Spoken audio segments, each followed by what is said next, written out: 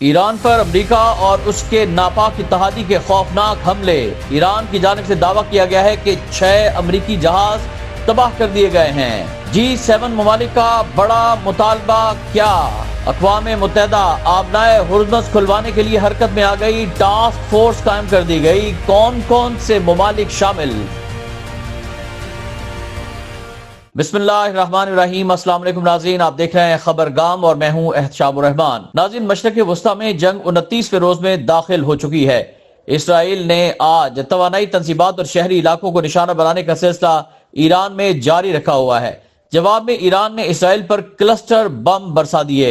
ادھر کویت میں 6 امریکی جہازوں کو بھی ایران نے تباہ کر دیا ہے۔ روسی میڈیا کی رپورٹس کے مطابق ایران کی جانب سے تل ابیب میں کثیر المنزلہ عمارتوں کو نشانہ بنایا جا رہا ہے۔ میزائل اسرائیلی فضا میں داخل ہوتے ہی سائرن بج اٹھے، لوگ شیلٹرز میں پناہ لینے پر مجبور ہو گئے۔ اسرائیل نے ایران کی جانب سے کلسٹر بموں سے حملوں میں 1 شخص کی ہلاکت اور 2 افراد کے زخمی ہونے کی تصدیق کر دی ہے۔ ایرانی میڈیا کے مطابق فوج نے کویت کی الشویخ بندرگاہ پر امریکہ کے 6 ٹیکٹیکل جہازوں کو نشانہ بنا ڈالا ہے۔ 3 لڑاکا جہاز سمندر میں غرق ہو گئے ہیں، جبکہ دیگر 3 میں آگ لگی ہوئی ہے۔ پاسداران انقلاب ایران کے مطابق وعدہ صادق چہارم نامی آپریشن کے تحت دشمن پر حملے کی 84ویں لہر میں دبئی کے ساحل اور ایک ہوٹل میں امریکی اہلکاروں کو خودکش ڈرون سے نشانہ بنایا گیا ہے۔ ان دونوں حملوں میں کئی امریکی فوجی مارے گئے ہیں۔ ادھر سعودی عرب کے علاقے الخرج میں پرنس سلطان ایئر بیس کو بھی نشانہ بنانے کا ایران کی جانب سے دعویٰ کیا گیا ہے، جس پہ امریکہ کے لیے ری فیولنگ اور ایئر سپورٹ فلیٹ موجود تھا اور اسی کو ہدف بنایا گیا۔ ایرانی ہیکرز نے FBI ڈائریکٹر کا ای میل ہیک کر لیا ہے۔ غیر ملکی میڈیا کے مطابق ایران سے وابستہ ہیکرز نے دعویٰ کیا ہے کہ انہوں نے FBI کے ڈائریکٹر کاش پٹیل کے ذاتی ای میل ان باکس تک رسائی حاصل کر لی ہے۔ ہیکرز نے ثبوت کے طور پر ڈائریکٹر کی تصاویر اور دیگر دستاویزات انٹرنیٹ پر شائع بھی کر دی ہیں۔ ادھر اسرائیلی حملوں کے حوالے سے آپ کو بتائیں کہ امریکی صدر ڈونلڈ ٹرمپ کی جانب سے ایران کی توانائی تنصیبات پر حملے نہ کرنے کے اعلان کے باوجود اسرائیل نے ایرانی توانائی تنصیبات پر حملہ کر دیا۔ اسرائیل نے ایران کے ایک بجلی گھر، 2 اسٹیل کے کارخانوں اور ایک سویلین نیوکلیئر تنصیب کو نشانہ بنایا۔ ایرانی وزیر خارجہ عباس عراقچی نے بھی اسرائیلی حملے کی تصدیق کرتے ہوئے کہا کہ اسرائیل کا دعویٰ ہے کہ یہ حملے امریکہ کے ساتھ رابطے سے ہوئے۔ ایران اسرائیلی جرائم کی بھاری قیمت وصول کرے گا۔ ایرانی خبرسا ایجنسی مہر نیوز کے مطابق تہران میں واقع Iran university of science and technology پر امریکی اسرائیلی حملے کی اطلاعات بھی سامنے آئی ہیں۔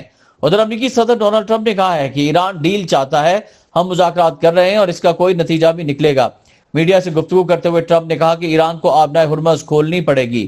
ایران اب کبھی بحری جنگی جہاز نہیں بنا سکے گا۔ ہم ایرانی رجیم کے خطرے کو ختم کر رہے ہیں۔ ایران کے پاس ایٹم بم ہوتا تو وہ اسرائیل کے خلاف استعمال کر سکتا تھا۔ بعد ازاں میامی میں خطاب کرتے ہوئے ٹرمپ نے کہا کہ انہیں اسٹریٹ آف ٹرمپ کو کھولنا پڑے گا۔ میرا مطلب ہرمز ہے، معاف کیجئے، مجھے واقعی افسوس ہے۔ فیک نیوز کہے گا میں نے حادثاتی طور پر ایسا کہہ دیا، میڈیا پر اب اس پر تبصرے ہوں گے۔ ٹرمپ نے کہا کہ ہمیشہ کہا ہے نیٹو کاغذی شیر ہے، ہمیشہ نیٹو کی مدد کی، لیکن انہوں نے کبھی ہماری مدد نہیں کی۔ نیٹو نے ہماری مدد نہ کر کے بڑی غلطی کی ہے۔ نیٹو کے برعکس سعودی عرب، قطر، UAE، بحرین، کویت نے ہماری مدد کی اور لڑے۔ ڈرونز اسرائیلی دفاعی نظام پر بھاری۔ اسرائیلی میڈیا کے مطابق ایران اور حزب اللہ کے ڈرونز اسرائیلی دفاعی نظام کے لیے درد سر بن چکے ہیں۔ اسرائیلی میڈیا کے مطابق ایران کے سستے اور خود کش شاہد ڈرونز کو پکڑنا مشکل ہو رہا ہے اور ان چھوٹے ڈرونز کو روکنے کے لیے لاکھوں ڈالرز خرچ کرنے پڑ رہے ہیں۔ اسرائیلی میڈیا کے مطابق اسرائیلی وزیر اعظم کا یوکرین کے صدر زیلنسکی سے بھی رابطہ ہوا ہے، جس میں دونوں رہنماؤں نے ایرانی ڈرون حملوں کے خلاف تعاون پر تبادلہ خیال کیا اور یوکرین نے اسرائیل کو ڈرونز کے خلاف مؤثر ہتھیار فراہم کرنے کا وعدہ کیا۔ اسرائیلی میڈیا کے مطابق یوکرین نے مشرق وسطی کے 5 ممالک میں ڈرونز کے خلاف فوجی یونٹس تعینات کیے ہیں۔ ان ممالک میں سعودی عرب، متحدہ عرب امارات، قطر، کویت اور اردن شامل ہیں۔ ادھر G7 ممالک نے ایران جنگ میں شہریوں اور بنیادی ڈھانچوں پر حملوں کو فوری طور پر روکنے کا مطالبہ کر دیا ہے۔ G7 ممالک کے وزراء خارجہ اجلاس کے مشترکہ اعلامیے میں علاقائی شراکت داروں، شہری آبادیوں اور اہم انفراسٹرکچر پر تنازع کے ساتھ کو کم کرنے کی اہمیت پر زور دیا گیا۔ اجلاس میں آبنائے ہرمز میں جہاز رانی کی محفوظ اور ٹول فری آزادی کو بحال کرنے کی ضرورت کا بھی اعادہ کیا گیا۔ G7 ملکوں کے وزراء خارجہ کے پیرس میں ہونے والے اجلاس میں سعودی عرب، برازیل، جنوبی کوریا، بھارت اور یوکرین بھی شریک ہوئے۔ ادھر ناظرین، اہم خبر یہ بھی سامنے آئی ہے کہ اقوام متحدہ نے آبنائے ہرمز کے لیے اقوام متحدہ کی نئی ٹاسک فورس قائم کرنے کا اعلان کر دیا ہے۔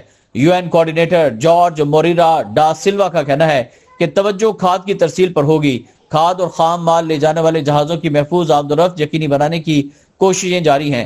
اقوام متحدہ نے انتباہ جاری کیا ہے کہ سمندری تجارت میں خلل سے غذائی بحران کا خطرہ ہے۔ مشرق وسطی، افریقہ، ایشیا کے ممالک متاثر ہو سکتے ہیں۔ اقوام متحدہ کے مطابق انسانی بحران سے بچنے کے لیے فوری اقدامات ضروری ہیں۔